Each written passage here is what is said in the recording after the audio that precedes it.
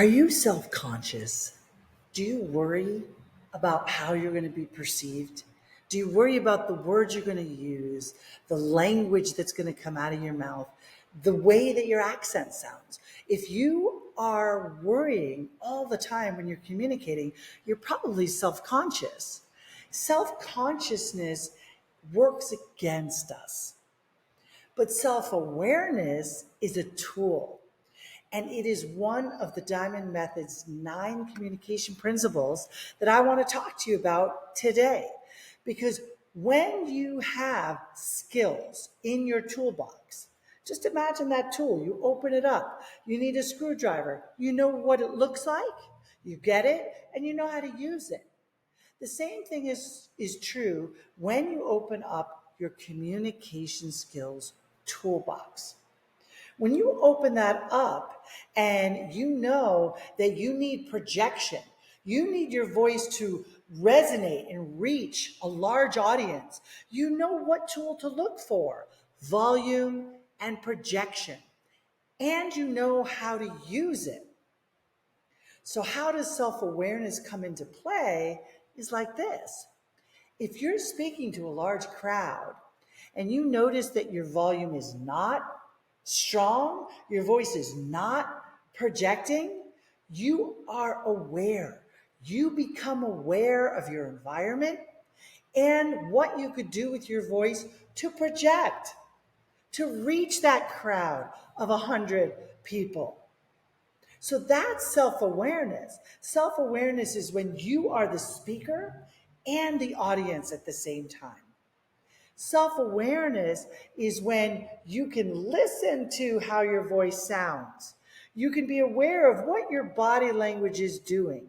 You can notice if you skipped over some crucial information in your communication, and you can turn that ship around.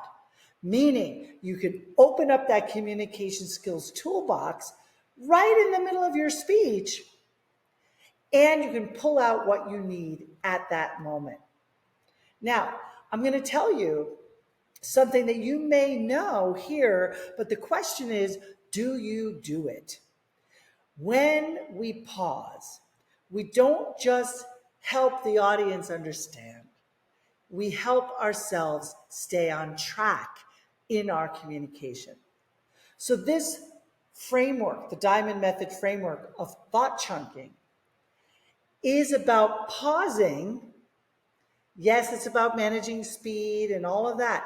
But the pause, this is a perfect time for you to check in with yourself.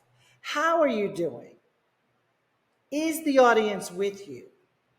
What tool do I need? What Diamond Method framework could I be using better? Could I be emphasizing words better? Maybe my audience isn't following me. You know, they look confused on their face. They're starting to play with their phones. What can I do to draw them back in, to engage them? I would say in that case, I would change my voice because the voice is so dynamic and it's something that not enough people use to grab their audience. They think, oh, I'm so smart, or my data points, my facts, the way I organize my message, all of that, even my stage presence is going to be enough.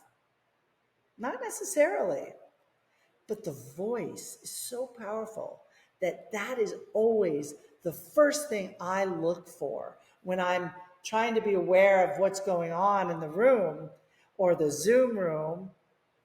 I have to ask myself, what can I do differently with my voice? Here are some things you can do differently with your voice. Yes, you can use intonation, and yes, you can get louder, but what if you got quieter? That's something you can do with your voice as well. So I like to talk about the difference between being self-aware and being self-conscious. Because when you're self-conscious, you're nervous, but you let your nerves take control. Instead of you turning those nerves into excitement, enthusiasm.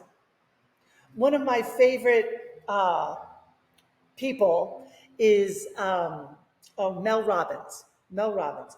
Mel Robbins talks about the relationship between nerves and excitement, and that we want to be able to be aware of how we can turn that self-conscious set of nerves into excitement. And then when we're excited and enthusiastic, we also want to remember to embed those pauses, so the pause will allow you to be self-aware and not self-conscious, right? So it's interesting. I love to ask that question to my clients. What's the difference between self-awareness and self-consciousness? Now, I've already started to give it away. I've already told you, but can you answer that question? What is the difference between being self-aware in your communication versus self-conscious? Go ahead and think about it.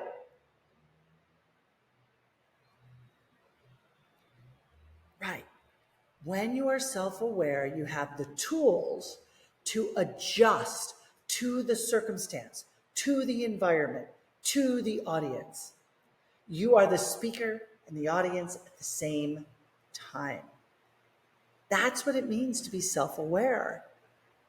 Don't confuse it with that nervousness, that self-judgment. And when you become self-conscious, your whole speech can go off the rails, off the track. You can lose what you want to say. You can let the way somebody's looking at you define how you perceive yourself. Don't let the audience do that. Know yourself, know your content, be your own audience. Listen to your tone of voice, listen to your speed.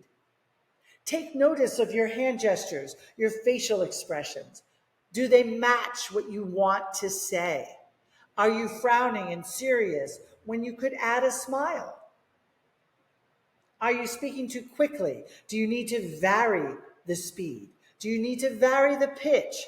Right? There's so many things that you need to do and want to do as a communicator where you are aware of yourself. Okay? And so that takes practice.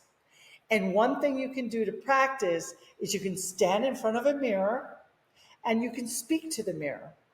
You can practice a presentation, practice a communication, practice an update, practice asking, interrupting, getting a comment in. Whatever it is that you feel most self-conscious about, practice it in a mirror and see if you can build your awareness.